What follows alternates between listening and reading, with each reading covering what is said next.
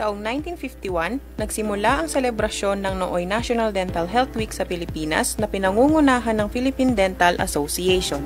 Kalaunan, ginawa itong month-long celebration noong 2004. Alinsunod ito sa Presidential Proclamation No. 559 para maging Philippine Dental Health Month na ginugunita tuwing Pebrero.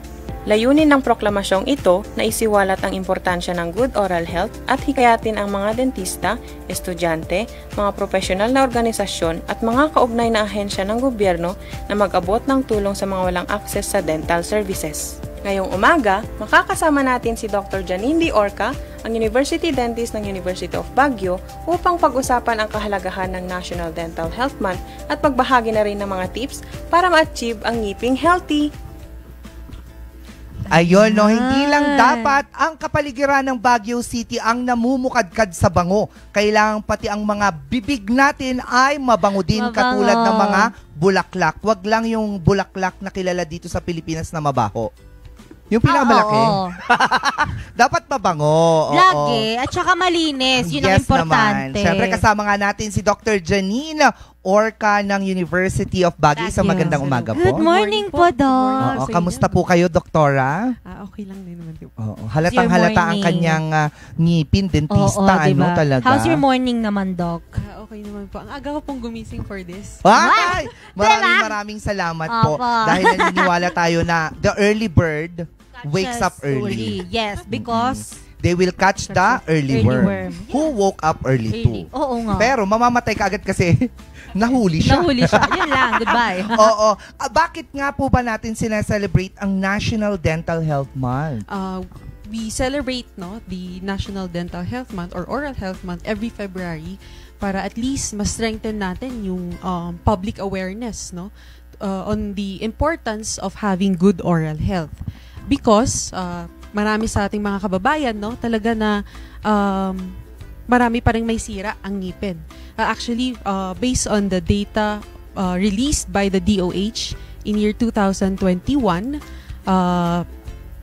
92.4% po ang merong dental caries na Filipino. 92.4? Yes. Oh my gosh. Mostly. Ang dami mo. Yes, Oo, diba? 92. Konti lang. Wala pa ako dun sa 8%. Kasi ako din may sira ang ngipin. Oo. Pero eto po, matanong ko lang, ilang beses po ba dapat talaga mag-toothbrush? Kasi ang sabi nila, 3 times a day. Pero ang karamihan naman ng mga nakikita natin ngayon, hindi daw dapat kasi mas madaling masira ang ngipin kapag mas madalas mong binabrush. Ito po ba yun? Well, actually, ideally, it should be at least 3 times a day. Pero kung hindi ho kayang 3 times a day, at least twice a day will do. Mga morning and then sa night naman po. Ganun po pala. Pero tanong ko lang po, Doktora, normally po ba, ilang beses po dapat po ba magpalinis ang isang tao ng mga ngipin nila? Okay. Sa cleaning naman po, at least sana every 6 months, So, you visit your dentist twice a year po sana. Kung hindi naman kaya ng twice a year, at least man lang isang beses nyo kaming puntahan para at least ma-check natin kung kailangan na ba ng cleaning, kailangan na ba ng mga pasta, yung mga ganung bagay po. Oo. Bago tayo mapunta dito sa dental check-up, Doktora, syempre, very basic naman na ito. Kasi marami pa rin ang nagtatanong at nalilito. Ilang beses ba dapat palitan ang toothbrush? Ayan. Oo. At anong klase ng toothbrush ba dapat? Kasi ang dami ng nagsisilabasan ngayon ng mga klase ng toothbrush. May bamboo toothbrush ka dyan. May wool. Wool! Oo. Actually, dapat hindi mag-birthday ang toothbrush ninyo. So, ang nilabas nila na dapat recommended na magpalit ng toothbrush is at least every 3 to 4 months. Tama yung ginagawa ko. Kasi para lang siyang sapatos, then nag-wear off, So, pag napudpud na siya, hindi na niya nasa-serve yung purpose niya. Same with your toothbrush po. Kasi meron toothbrush na mumulaklak na bumubukad-kad na siya ng bongga-bongga pero ginagamit pa rin. Kasi sabi, eto na yung nakasanayan ng ngipin ko Palitan natin. Pero mali. Opo. Mali po dapat. Ano po yung mga klase ng toothbrush din dapat? Bristle. Yung, yes. Oo. Recommended po ang soft bristles. Kasi pag yung hard bristles pong ginamit natin, medyo abrasive po siya, no? So nagagasgas niya yung outer layer ng ngipin natin or tinatawag nating enamel, we don't want that. So sometimes nag-result siya ng sensitivity ng ngipin natin. Kaya pala meron yung kapag nakain na ng ice cream, Nangingilo. nangingilo na Yes. sila. Oo.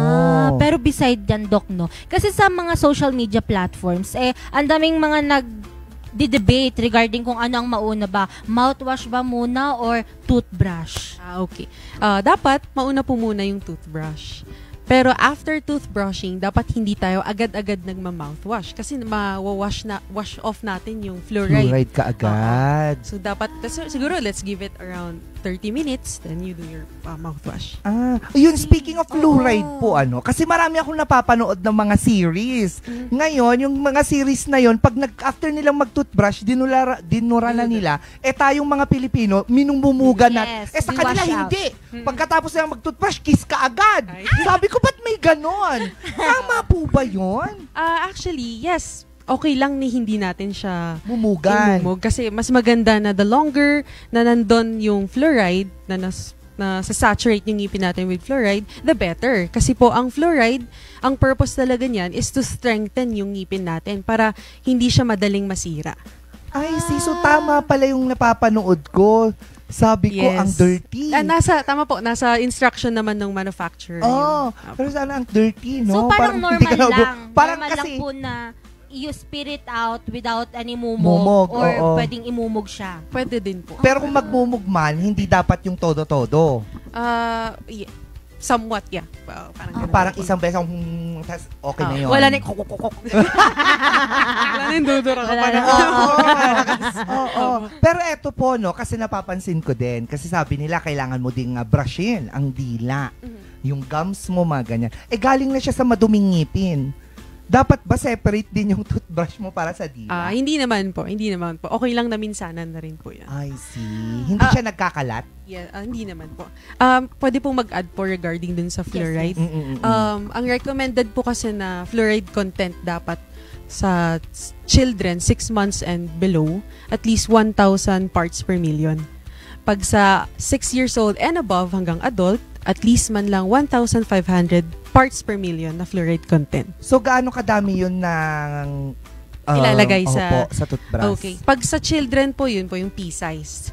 Opo. Pagka 6 months to 2 years old. Pag adult na po, yun na po yung buong head ng toothbrush po natin. So Okay. So, normal lang pala yung ginagawa Oo, ko. ginagawa Yung minsan nga, nilalampas ko pa eh. Nilalagpas yun. Hindi kasi, doktora, di ba, may mga toothpaste na hindi bumubula. May toothpaste din na Yes. sobrang bula. Bula.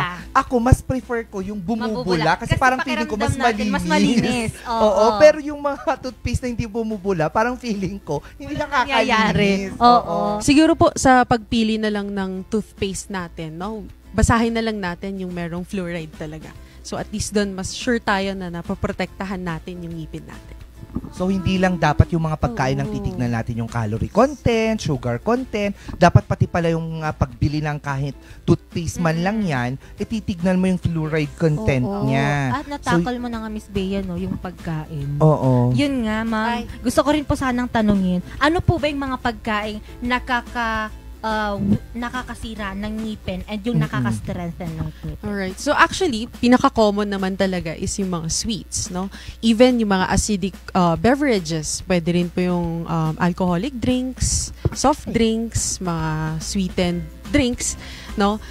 Kung hindi natin kayang i-avoid, at least man lang i-limit natin yung intake natin, no? Kasi dito po nag-feed in or kumakain yung bacteria. So, itong bacteria kasi na to, meron siyang capability na mag-release ng acid which causes again yung pagkasira ng ngipin natin. So, if i-limit natin yon, of course, malilesen din yung chances of pagkasira ng ngipin natin. Tapos yung mga food naman para sa strengthening ng teeth, mga fruits, ganun. Yes, fruits and vegetables, and also kumain po tayo ng mga pagkain na rich in fluorides such as yung sardines, salmon, mga ganun. Salmon! Gusto ko yung salmon! I like! Parang ang sarap ng salmon talaga. Pero Yes. ang mahal naman palang i-maintain ng ngipin. Oo. Kailangan salmon. Buti na lang may Salmon. sardinas. Salmon na sardines. ang ganda lang yung afford namin. Oo. Pero eto, meron pong marami pa rin tayong mga naririnig na okay lang yan kasi imumumug ko naman eh. Kakain ng candy, kakain ng mga pampasira ng ngipin. Okay lang yan kasi imumumug ko naman eh. Tama po ba yung mentality na ganun? Well, after eating po yung mga ganong food, no, better to wash off or gargle sana if hindi man natin magawang mag-toothbrush agad-agad. Another suggestion po is to chew a sugar-free gum kasi that way mas-stimulate yung production ng saliva or yung laway natin. Pag mas marami ho kasing laway, ibig sabihin, mawawash off natin, no, yung mga bacteria or acid na meron sa bunganga natin. May silbi pala ang laway. May silbi po. Kahit Opo. pala so okay lang pala, Dok, na tumatalsik rin talaga minsan. Yun lang. Ibang usapan na po. Iba na yung kwan, say it, don't spray it. Di ba, sabi nila. Nakakatuwa naman nung naisipin na may mga ganun din pala. Yes. Pero eto po tanong ko sa inyo ha, kasi yung napag-usapan nga natin yung mga toothbrush kanina. Paganyan po ba o pataas pababa? Pag ganun naman po, ang proper toothbrushing technique is at least sana circular motion. Pag kasi ginagasgas natin siya, let's say horizontal yung motion ninyo, bababa po yung gum area ninyo or yung gilagid. So, ma-expose ngayon natin yung root area, which will again cause yung pag-sensitivity. Yung papasok Yes kasi din po. yung mga particles doon. Yes, and yun nga, very abrasive yung action na ganun. So, Oo. hindi natin gusto na bumaba yung gums natin. So, kaya siya nagiging Circular circular motion. para hindi umaakyat or bumababa yung Hindi gum. naman, that's just the proper way of doing it. Yung iba kasi pahugot daw, palabas. Yung iba, sabi din. Yun din po Anong yung klaseng ipin meron sa kanila kung pag ganon? like especially sa Gumaganon loob. din? Sa may Yes, pinaka. yes. Yes, di ba Tama po? po. Ay, Dapat sorry. wag nating kalimutan din yung mga inner surface ng ngipin natin. Kasi hindi lang naman yung dapat sa labas eh. Meron pa rin naman sa area sa loob. Yes. Lalo na rin yung mga chewing teeth natin. Sa may likod. Sa may likod. Kasi sila yung may flat area. At yun yung mga madalas na nabubutas. Ano daw? Yung sa may, Sisira. yung top Oo. area. Yes. Mga molar. Opo, molar? Tama po. Tama ako, Los. Kala ko Oo, hindi din diba? yung molar. Yes po. Eto din po kasi napag-usapan natin yung pagkain kanina. Before or after ang eating yung pagtutoothbrush? Kasi meron din ako napapanood na, alam mo, ang media talaga, ewan ko, no? Oo. Pero pag nakakapanood ka ng pelikula, aminin nyo or hindi, napapansin nyo, nagtutoothbrush muna sila bago mag-breakfast. Tapos tsaka na lang sila umaalis. Yung iba namang mga artista, wala. Yung sa pelikula, after nilang kumain, alis ka agad. Ba't hindi silang tututbrush? Pag ganun po, after eating, it is recommended to wait sana at least 30 minutes bago tayo mag-toothbrush.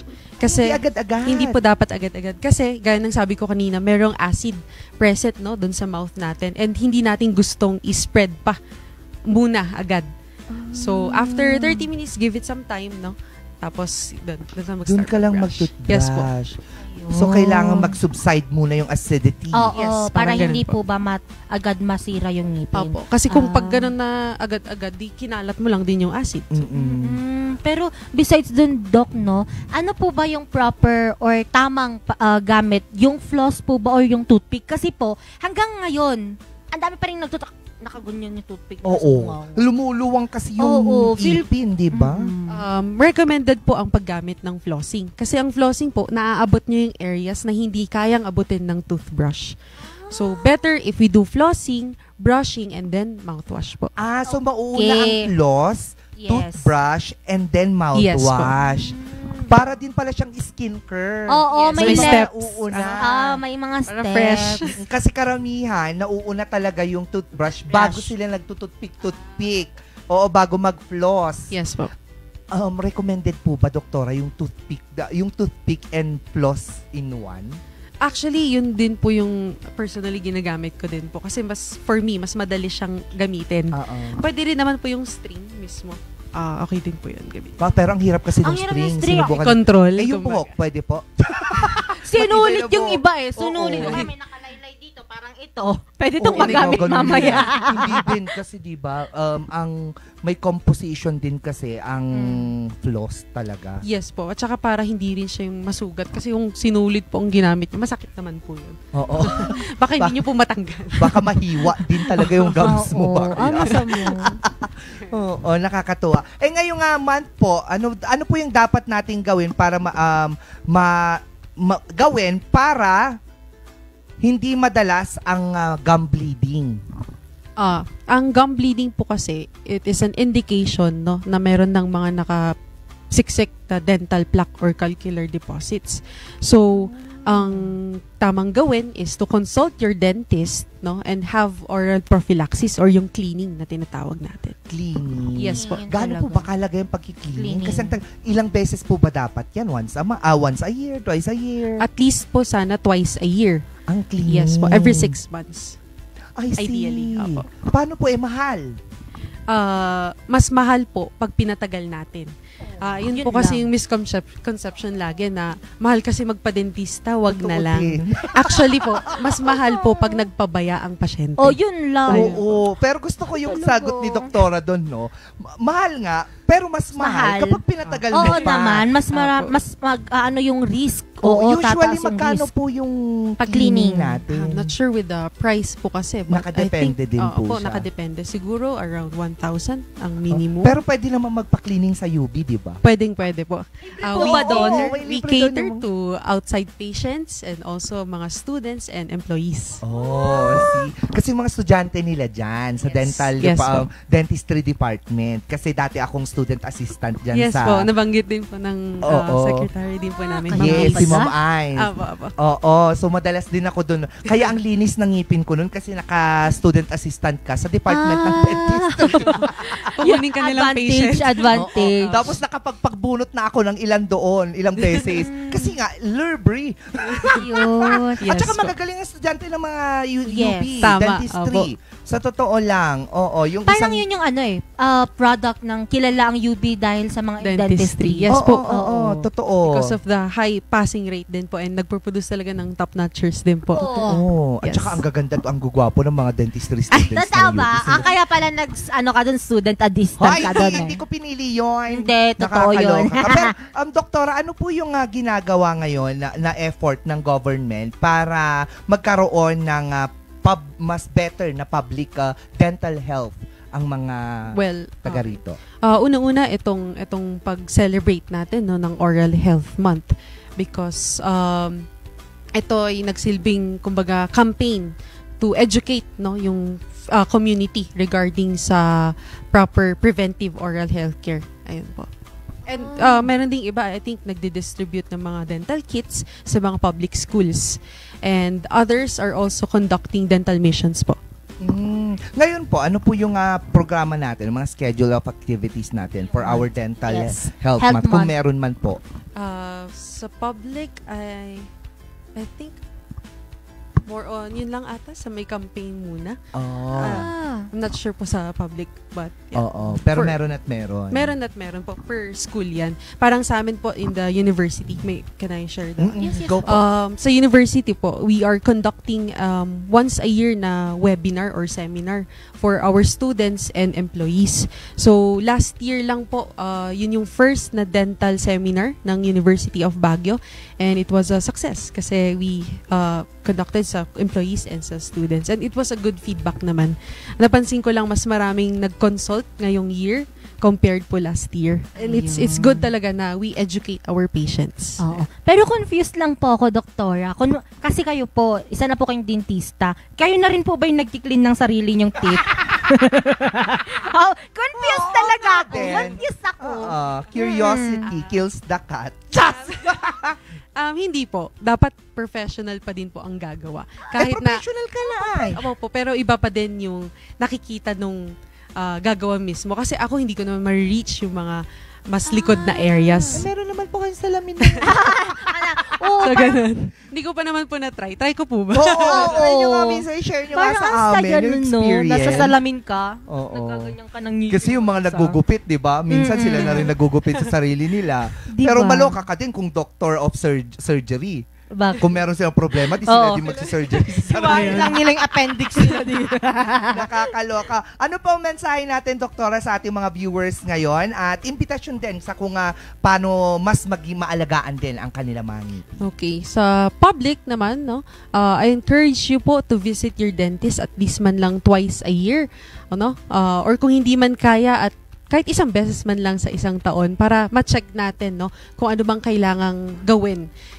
Kasi I believe that this 2025 mas magandang unahin naman natin ang sarili natin, no? Huwag naman ng ibang bagay. Kasi para sa atin naman din po 'yan.